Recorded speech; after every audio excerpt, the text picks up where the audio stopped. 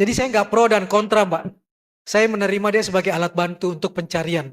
Tapi saya nggak akan percaya 100%. Karena dunia jurnalistik mengatakan produk tulisan dan produk jurnalistik itu adalah verifikasi dan konfirmasi. Lalu saya nanya, handphonemu kalau di-charge, kalau mati masih bisa di-charge? Masih. Gongnya nih, pertanyaan terakhir.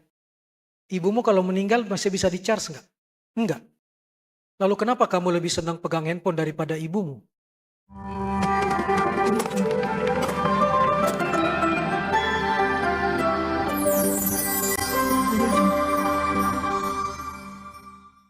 Dan Kang Maman, ini kita mau masuk pada sesi tanya jawab nih. Kayaknya juga teman-teman udah nggak sabar untuk bertanya kepada Kang Maman. Namun sebetulnya ini juga ada audiens yang di daring nih Kang. Nah, kita akan buka pertanyaan yang hadir dulu di ruangan terlebih dahulu. Untuk itu bagi yang ingin bertanya kepada Kang Maman, kami persilakan 2 orang terlebih dahulu. Ada 4. Panitia, silakan panitia. Tadi mohon izin, nah. Siap. Boleh sebutkan nama, dari mana, dan pertanyaannya ke Kang Maman. Assalamualaikum warahmatullahi wabarakatuh. Waalaikumsalam warahmatullahi wabarakatuh. Perkenalkan, nama saya Anissa dari Direktorat Jenderal Bea dan Cukai.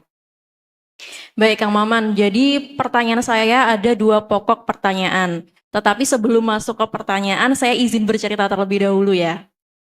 Jadi di kantor tempat saya bertugas, saya sering dimintain tolong untuk membuat puisi. Nah, seringnya itu menuliskan puisi untuk pejabat-pejabat yang hendak mutasi atau berpindah tugas ke tempat yang baru.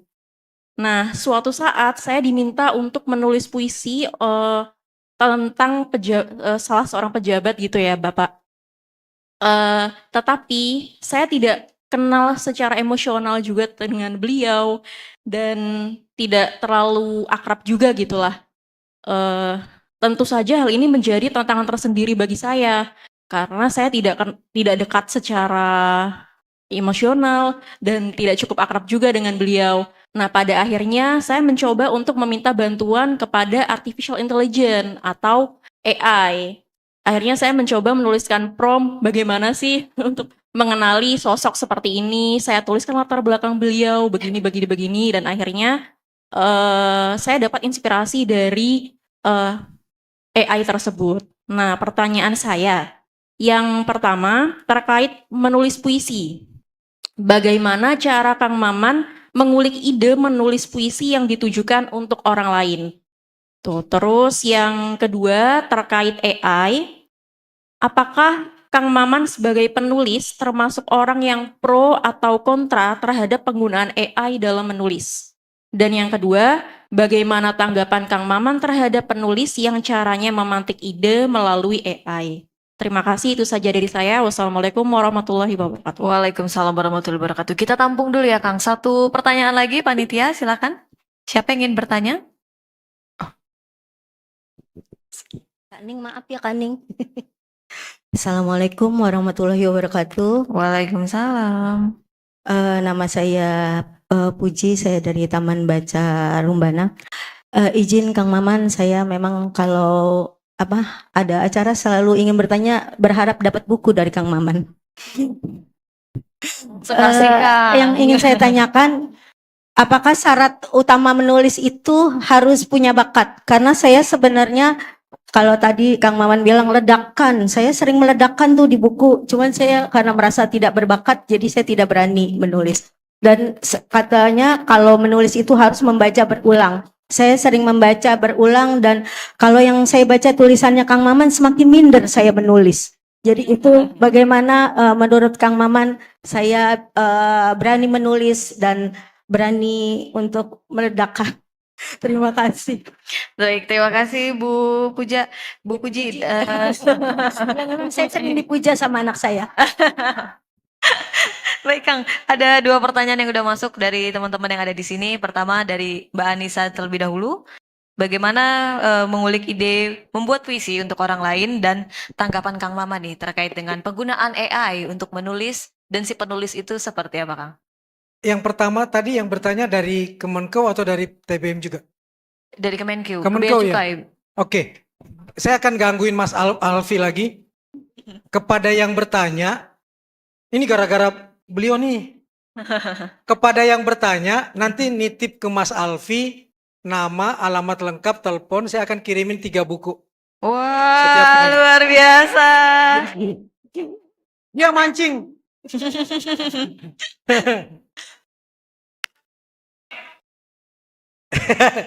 Dia tukang mancing, saya gampang dipancing. Jadi, padahal Scorpio tuh dendamnya 110%. Hati-hati. Enggak.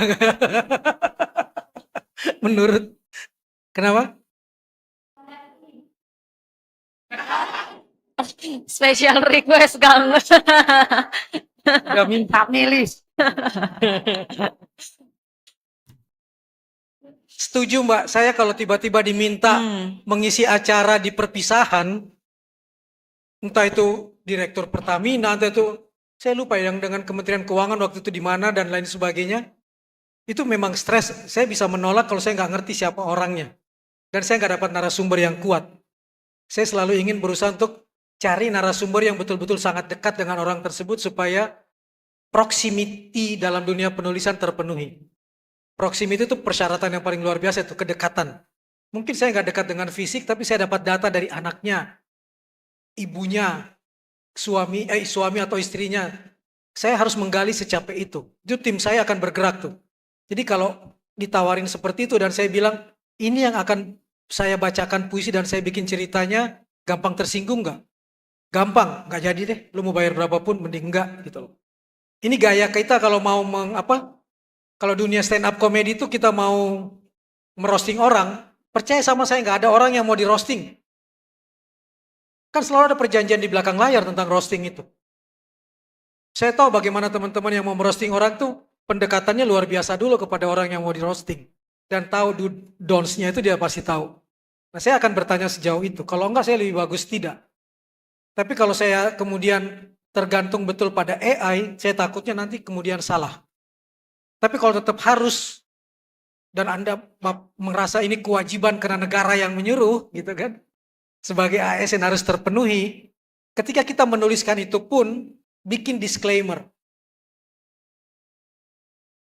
Permaafan terlebih dulu untuk mengatakan karena saya tidak bisa mendapatkan sumber yang begitu dekat dengan Bapak, maka saya mencari Bapak dengan bantuan orang Sunda yang bernama AI. Artificial Intelligence, akal imitasi. Jadi maafkan saya kalau ada yang meleset dari potret ini. Dan salahkanlah AI. Atau salahkan orang yang tidak ingin memberi data kepada saya Pak, saya sudah berjuang. Disclaimer itu menggambarkan kejujuran kita, bahwa kita memang menggunakan AI. Lalu apa gunanya buat narasumber itu? Kalau ternyata info yang dia dapat salah, kita dapat kasih masukan ke dia, Pak, Bapak dibaca salah oleh AI. Ayo dong Bapak bikin masukan yang lebih untuk membantah yang ada di media sosial itu. Saya berani untuk mengatakan itu. Di berbagai pertemuan kalau harus minta bantuan AI, saya akan melakukan itu. Tapi saya menghindari betul AI sebagai alat bantu utama. AI itu cuma pencarian data, jadi AI itu sebagai alat bantu saya nggak anti. Silakan aja untuk cari alat bantu, saya misalnya tidak tahu arti mens rea. Kalau saya bukan anak kriminologi, saya nggak tahu arti mens rea. Saya baru tahu arti mens rea setelah mencari AI, ternyata itu pikiran yang sudah bersalah sebelum melakukan kesalahan itu sendiri, itu sudah bisa digiring ke arah pidana misalnya. Itu saya nyarinya di AI. Nggak yakin saya cari ke teman saya sesama kriminolog. Saya ini kriminolog tua nih saya bilang. Saya nggak belajar tentang mens rea. Batasan mens rea apa? Saya akan gali betul tuh. 5W1 hanya betul-betul nggak boleh salah. Makanya kalau Bapak Ibu baca koran pagi ini di Instagram saya nulis mens rea tanda tanya. Kan saya bertanya, kenapa Nadiem Makarim tadi malam dipanggil Kejaksaan Agung dan berhenti sebagai saksi sementara 4 lainnya sudah tersangka? Itu kan berita koran pagi ini. Padahal ada mens rea-nya. Tapi mens rea-nya karena saya nggak terlalu yakin juga, saya kasih tanda tanya. Saya bertanya untuk membuka orang untuk ayo dialog tentang hal ini. Bisa jadi memang Nadiem Makarim nggak salah. Bisa jadi, karena kan kita presumption of innocence-nya harus jalan. Praduga tak bersalahnya harus jalan. Jadi kalau mau memakai AI, betul-betul ada di posisi yang sangat netral kitanya. Dan jangan bohong. Saya tadi malam kemarin baru selesai penjurian JNE Content Competition. Saya tahu tuh yang mana tulisan yang pakai bantuan AI, mana foto yang pakai bantuan AI dengan tidak. Karena gampang banget untuk melihat keseragamannya. Begitu masukin ke Google apa? Untuk mencari persamaan. Ada tim tadi malam mencari di Google gambar bahkan Google Scholar, iya. Google Scholar dan Google Access ya. Yang sudah dipublish kan? Dan begitu ketahuan sama, berarti kena kan juga. Didampingin nih tulisan dengan tulisan. Jadi kalau untuk tahu sama, ada timnya kemarin JNE. Bayangin nggak? Pernah ada pemenang hampir menang, tapi digagalkan. Karena apa? Dia membuat seri foto, 12 foto. Sama. Bedanya cuma detik doang. Teng. Dia kirim foto yang nomor 7 ke sebuah lomba, dan dia juara 1. Dia dapat duit, udah tersebar dia juara 1. Ada lomba nih lagi, lomba foto, dengan persyaratan tidak boleh mengikut sertakan lomba yang sudah pernah menang. Apa yang dia kirim? Bukan foto yang ke-7 lagi, foto yang ke-6. Yang bedanya tipis banget. Di sana kakinya sudah napak tanah, foto 7, foto 6 kakinya cuma sekian milimeter di atas tanah. Muncul. Semua orang menganggap ini foto sudah pernah menang. Itu pakai alat bantu AI untuk mencari perbedaannya ketemu tuh. Ada sepersekian yang beda. Tapi 90% sama. Kalau kita ujian skripsi, sekarang di kampus, 30-40% sama saja, kita disuruh ngulang kan? Iya kan? Karena begitu dicari di pencarian, wow skripsi kamu 30-40% bersama dengan yang lain, selesai. Jadinya nggak menang juga. Walaupun dia bilang ini asli foto saya, memang asli foto dia, tapi kemiripan pada foto yang sudah juara, udah 90%. Bahkan 99%. Cuma kaki yang belum napak aja. Tipis banget. Di titik itu, orang makin cerdas untuk tahu bahwa kalian pakai AI atau tidak. Jadi yang dibutuhkan sekarang adalah kejujuran untuk mengakui bahwa saya pakai AI. Karena gini nih, coba hari ini Ibu bikinin saya puisi cinta, coba aja, sekarang aja, bikinkan puisi cinta dengan gaya Kang Maman. Ada yang mau berani langsung keluar dan bacain deh. Ada, ChatGPT bisa langsung.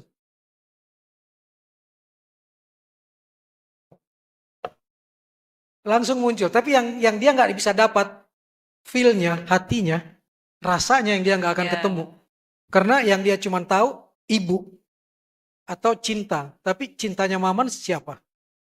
Apakah cinta pertama saya adalah istri pertama saya atau yang ada di novel saya yang Ray dan Perempuan? AI nggak akan ketemu tuh. Nebak aja, bukan. Itu tebak-tebakan, dia tebak-tebakan, belum tentu benar. Oh, itu di buku ada nama yang abadi di hati tapi tak bisa dinikahi. Nonton filmnya aja lah, ini lagi dibikin skenarionya. Yeay. Luar biasa, banyak. Nobar ya. Itu kayak film NKCTHI yang dibikin Marcella, kira-kira tone-nya tone anak muda. Padahal saya udah 60 tahun. Jadi yang nanti akan nulis skenarionya memang muda-muda lah. Jadi saya nggak pro dan kontra, Mbak. Saya menerima dia sebagai alat bantu untuk pencarian. Tapi saya nggak akan percaya 100%. Karena dunia jurnalistik mengatakan produk tulisan dan produk jurnalistik itu adalah verifikasi dan konfirmasi. Jadi misalnya saya mau motret Thomas Jiwandono sebagai Wakil Menteri Keuangan. Saya mau cari dia, sementara data Pak Thomas nih minim banget. Terbatas. Karena saya tahu keluarga ini bukan keluarga yang senang publikasi dan senang macam-macam nih. Budi Jiwandono yang sudah sedemikian idola perempuan zaman itu pun dikit banget datanya. Satu-satunya yang paling banyak datanya di keluarga itu sahabat saya, Rahayu Saraswati Joyadikusumo. Karena dia anggota DPR, pernah maju di Tangsel, baru ketemu tuh data. Tapi dua ini kosong. Cari di AI, dikit banget, cuma tahu bapak ibunya dan keluarganya. Reputasinya di dunia keuangan nggak ketemu, tapi kan bukan berarti nggak punya reputasi gitu kan. Ya saya baru akan berani menulis tentang Pak Thomas kalau saya bisa bertemu dengan dia. Atau orang terdekatnya, ibu bapaknya yang ngomong baru saya mau. Kalau Pak Sudrajat, Pak Derajat sudah mau ngomong dan mau bercerita tentang Pak Thomas, baru saya mau. Kalau enggak, saya angkat tangan karena tanggung jawab moralnya yang berat. Untung saya bukan ASN ya, yang harus ya. Tapi kalau ASN memang berat sih. Kalau nggak puisi pantun Kang biasanya kalau ASN. Akhirnya main pantun kan. Oh. Saya kalau puisi akhirnya bikin yang tidak menyebut nama aja. Jadi bisa dimaknai untuk semua orang. Dan selalu pakai the power of aha. The power of aha itu kalau semua orang sudah langsung merasa, berarti semua bisa merasa. Dan saya bisa membela diri dengan mengatakan, bukan untuk kamu kok, untuk dia. Ini cinta-cinta yang gak sampai nih. Sama nih dengan ibu-ibu di sini. Kalau ditanya, ada yang mau balik ke mantan? Bener. Enggak. Bener. Ingat loh, jalan aja ada putar balik. Masa cinta nggak ada? Mainin kayak gitu misalnya. Kan ada orang yang tidak, ada orang yang ada, tapi kita bikin metafor tentang jalan aja ada putar balik. Misalnya hal-hal seperti itu untuk menetralkan situasi tentang kalau reuni itu ya jangan sama alumni ya. Reuni itu ya sama mantan gitu kan. Enggak juga sih ya. Nah ini pertanyaan yang berikutnya yang berat nih. Ngasih pertanyaan susah amat. Terkait Menulis bakat. harus punya bakat. Saya nggak punya bakat menulis. Saya keluarga tentara yang tidak suka baca.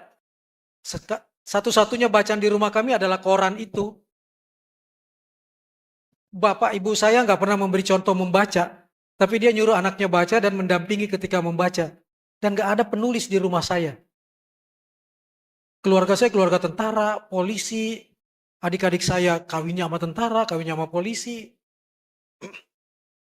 Kalaupun ada yang artis dulu 3 darah zaman dulu. Mika Wijaya, siapa lagi satunya? Alis Ishak dan... Nah ini tante saya satu malah saya lupa namanya. Kalau nonton 3 darah ada 3 darah, satunya tante misalnya. Dunia artisnya di situ, saya nggak punya bakat itu. Kalau ditanya kenapa bisa menulis, hanya karena ibu saya bilang, kalau kamu menulis kamu nggak lapar. Ketika diterima di UI, ibu saya bilang kamu bisa hidup, bisa kan bapak bilang nggak akan lapar kalau kamu bisa nulis, kalau kamu bisa baca. Maka biaya kuliah saya dari menulis, dari terpaksa harus membiayai kuliah dan sekolah adik-adik saya. Lalu kemudian saya masuk tadi, membuat komunitas, saya kerja di Kompas. Dan ternyata kuliah di UI tahun 84 kan 40.500 satu semester.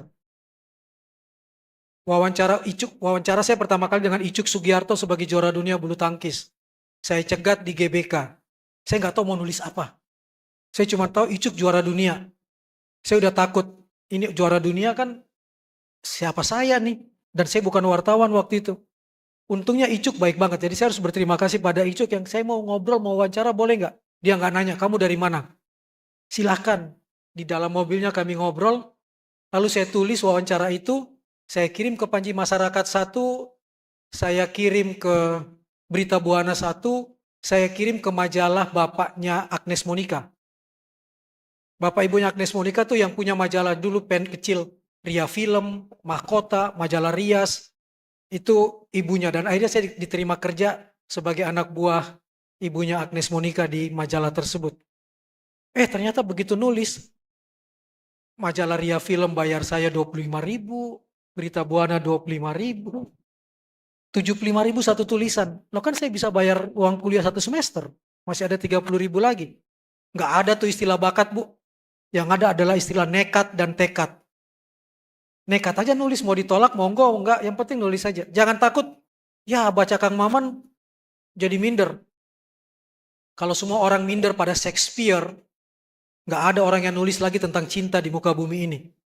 Karena cinta yang paling keren itu cintanya Romeo and Juliet. Shakespeare bikin di situ. Selesai dong cerita ini. Tapi toh ternyata cinta melahirkan banyak cerita lain. perspektif tadi. Cintanya Eric Fromm lain, cinta yang lain-lain, cintanya sang Kuryang beda. Dan jangan asal kutip. Kutipnya harus dititik, jangan di koma. Jadi saya selalu marah kalau orang bilang, apalah arti sebuah nama kata Shakespeare kan? What is a name? Apa arti sebuah nama kata Shakespeare? Dalam agama gua, agama itu doa. Berarti kalau dia bilang agama nggak ada, nama nggak ada artinya, berarti Shakespeare kafir, gitu kan? Kafir pakai P lagi, sebagai lidah Sunda nih, bukan pakai F. Karena kita udah salah mengutip Shakespeare. Shakespeare nggak bilang gitu kok. Shakespeare bilang apalah arti sebuah nama, koma. Bahkan bunga mawar, kalau dia diganti namanya, kalau dia wangi ya tetap aja wangi. Keren kan artinya? Arti sebenarnya kan keren. Kalau kamu wangi, mau dihina orang, mau dimaki orang, mau dijelekin orang, kalau kamu wangi ya tetap aja wangi. Namamu dari siapalah namanya tiba-tiba jadi Ai doang, A dan I. Kalau dia memang wangi. Oh, tadi namanya Puji ya? Tuh, Puji pakai P atau pakai F? Pakai P. Oke. Kalau pakai F jadi film. Pakai P atau F? Pakai P. Oke. Sunda atau Betawi? Betawi. Oke, Vespa kalau gitu kita. Nah, hal-hal seperti ini yang kalau saya bilang mulai dari kutipan. Dapat kutipan yang menarik, itu jadi pijakan tuh. Dari situ kembangin aja. Jadi kita mengakui bahwa aku berpikir maka aku ada. Descartes kan ngomong kayak gitu kan. Descartes itu kan ngomong gitu. Aku berpikir maka aku ada, itu miliknya Descartes. Jangan mengaku itu miliknya Maman. Jangan ngaku-ngaku. Aku tuh menghajar orang di kalimat ini. Jangan ngaku-ngaku. Berterima kasih pada Descartes. Karena gara-gara Descartes bilang cogito ergo sum. Padahal itu juga nggak sempurna tuh. Ada kalimat yang lain tuh. Yang lebih lengkap. Karena aku berpikir maka aku ada itu bukan cuma cogito ergo sum. Tapi kan lahir buku saya. Aku menulis maka aku ada. Saya harus mengatakan saya berterima kasih pada Descartes yang sudah menjadi sumber inspirasi saya. Kejujuran untuk mengakui sumber itu menjadi sangat penting dalam tulisan. Itu sih Mbak Fuji. Jadi kalau baca buku saya, aduh nakutin. Ambil kutipan di buku saya, kembangin deh. Pasti beda. Saya pernah ke anak-anak bilang gini. Anak-anak kamu pegang handphone berapa jam sehari? Ada yang masih jadi anak hari ini? Pegang handphone berapa jam sehari? Ada anak SMP bilang anak SD. Dia bilang dia pegang handphone 12 jam sehari. Lalu pegang tangan ibumu berapa? 1 menit. Waktu mau berangkat sekolah cium tangan atau minta pulsa. Itu anak jujurnya luar biasa. Wah buat saya ini ide nih. Lalu saya nanya, handphonemu kalau di-charge, kalau mati masih bisa di-charge? Masih. Gongnya nih pertanyaan terakhir. Ibumu kalau meninggal masih bisa di-charge enggak? Enggak. Lalu kenapa kamu lebih senang pegang handphone daripada ibumu? Saya merasa jadi buku nih. Plak. Anak SD itu pinter loh jawabnya. Pak, saya pegang handphone 12 jam. Ibu saya 24 jam. Dan gak pernah pegang kepala saya. Gak pernah usap kepala saya. Siapa yang salah Pak? Perspektif mind. Perspektif kita udah menganggap anak itu salah. Di perspektif dia, gue kan niru lu Mak. Lahir 2 tulisan yang berbeda kan. Jadi kalau saya sebagai bapak menghina anak, tiba-tiba Mbak Puji tadi ketemu anak yang bisa mengatakan itu. Ceritanya sama, tapi sudut pandangnya sudah beda. Dan ceritanya pasti akan lain tuh. Sudut pandang anak dan sudut pandang kami. Jadi jangan pernah hina gengsi itu tidak setia. Saya cuma bikin premis gengsi tidak setia. Baru kerja 3 bulan, 6 bulan, pindah kerja. Saya di Komuka tuh pusing loh. Di Komuka Cafe tuh yang dengan Pak Sony. Barista tuh 3 bulan, 6 bulan untuk pindah aja. Padahal kan kualitas makanan dan minuman harus terjaga kan di kafe. Karena konsumen datang 6 bulan lagi, aduh kopinya kok beda yang dulu, baristanya udah pergi. Lalu kita mengambil kesimpulan, gengsi gak setia. Pak Sony bikin tesis tentang karakter gengsi. 2 tahun bekerja udah merasa paling hebat tuh. Habis itu pindah. Ini gengsi memang gak setia. Premis awal gengsi tidak setia. Tapi apa hasil penelitian kita? Bukan itu. 73% gengsi mengatakan kami bukan tidak setia dan bukan tidak suka pada pekerjaan kami. Tapi kami tidak suka pada atasan kami. Yang adalah generasi bapak yang tua-tua itu. Apa contohnya? Saya mau curhat nih ke Pak Jokowi, ke Pak Prabowo di Twitter, dijawab tuh sama Pak Jokowi Twitter langsung, entah itu oleh admin atau siapa kan. Tak dijawab tuh oleh mereka. Mau ketemu Bapak sebagai bos, cuman beda 1 lantai, udah 2 minggu gak ada jawaban. Salah siapa? Anak sekarang satset. Bapak-bapak yang di atas maunya di kondisi nyaman. Siapa lu nanya mau ketemu gue? Siapa yang salah? Akhirnya buku itu menjadi millennial and turnover, membuat kesimpulan bahwa turnover tinggi bukan karena Gen Z-nya, tapi kami yang tua tidak memahami anak muda itu. Perspektifnya jadi beda kan? Dan jadi buku yang tiba-tiba saya jadi pahlawannya kalangan Gen Z. Padahal sebenarnya saya sedang mengoreksi diri saya sendiri juga yang suka gak mau dengar anak. Udahlah jalanin, Bapak juga dulu begitu. Padahal kan dunia kami sudah berbeda. Itu jadi tulisan. Itu sumber-sumber tulisan, dan kalau kita nulis, disitulah kekuatan tulisan. Baik, mungkin tidak hanya bakat, melainkan bisa bagaimana melihat perspektif lain, kemudian juga memiliki role model, itu bisa dijadikan salah satu modal untuk bisa menulis. Aku tuh tadi memperpanjang pertanyaan, jawaban, supaya nggak banyak yang nanya, supaya bagi bukunya dikit. Gitu. Tapi masih ada yang nanya kalau melalui masih ada daring. yang nanya, boleh, Kang. ini aja. Kita batasi 10 menit untuk menjawab 2 pertanyaan. Bagaimana? Saya butuh 2 penanya, supaya 4, dan setiap penanya saya kasihnya bukan 3 tapi 5. Jadi 20 buku. Wah, luar biasa. Jadi sekarang tinggal nambah 2. Tadi perempuan semua loh.